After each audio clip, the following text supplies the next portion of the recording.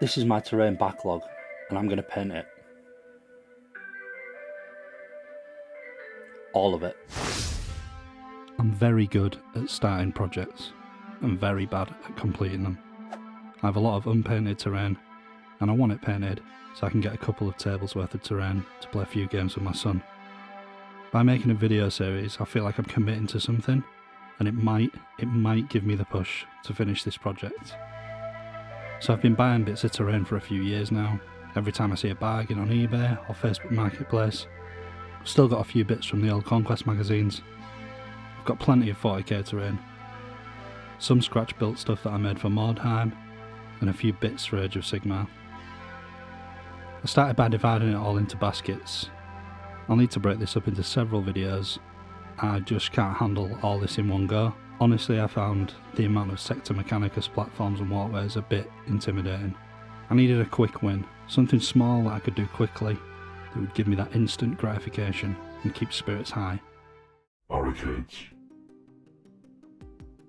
I began by sticking these to an old bit of shelving with some double-sided tape, and then sprayed them with a matte black spray paint.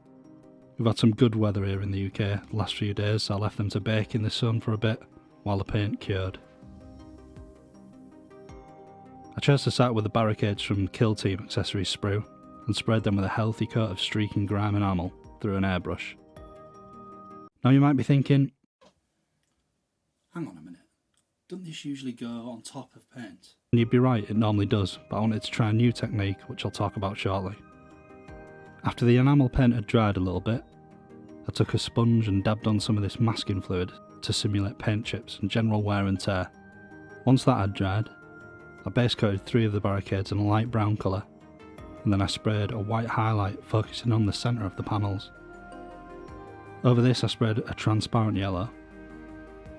Generally when you spray yellow over brown it makes a deep saturated orange. Now one of the positives with enamel paint is it can be reactivated by white spirits. So I grabbed a piece of blue tack and rubbed it across the barricades with the idea that this would kind of stick to or grab the liquid mask we previously applied over the streak and grime. This worked okay-ish. I found the blue tack was a bit too aggressive and was pulling a bit more paint off than intended, but I was still happy with the results.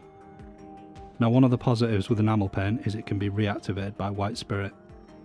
I went in with a clean brush, lightly dampened with white spirits, and brushed over the revealed streak and grime. This reactivated the enamel and gave some quite convincing rust streaks. On to the next 3. I wanted a contrasting colour to the first set, so I went with a dark turquoise for the base coat followed by a lighter shade, again focused to the centre of the panels. Not wanting to make the same mistake I made with the blue tack on the previous set, I just decided to rub off the liquid mask with the gloves. This worked far better and was much more controlled. Again I went back over the chips with a little white spirit on the brush and reactivated some of that initial enamel coat. To finish these off I used some rust wash in some of the lower recesses, or where I thought rusty water might collect. Moving on to another set of barricades, which I believe are from Star Wars Legion. I wanted to try something different. I base coated them in white and then spread some greeny blue shade from below just to give them a bit of colour and volume. After that I used a bit of foam to apply some chipping effects using a dark brown acrylic, concentrating on the panel edges.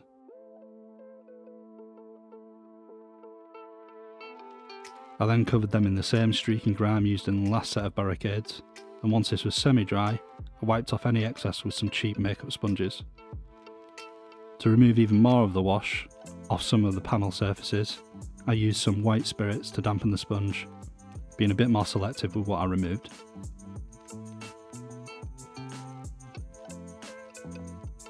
Onto the third set of barricades, the Aegis defence line. I get bored very easily, so I mixed it up by using another paint technique on this third set of barricades. I dry brushed most of the model with a warm stone colour, making sure that I left a bit of black around the edges of the concrete panels. I then dry brushed some white, focusing on the middle of each panel.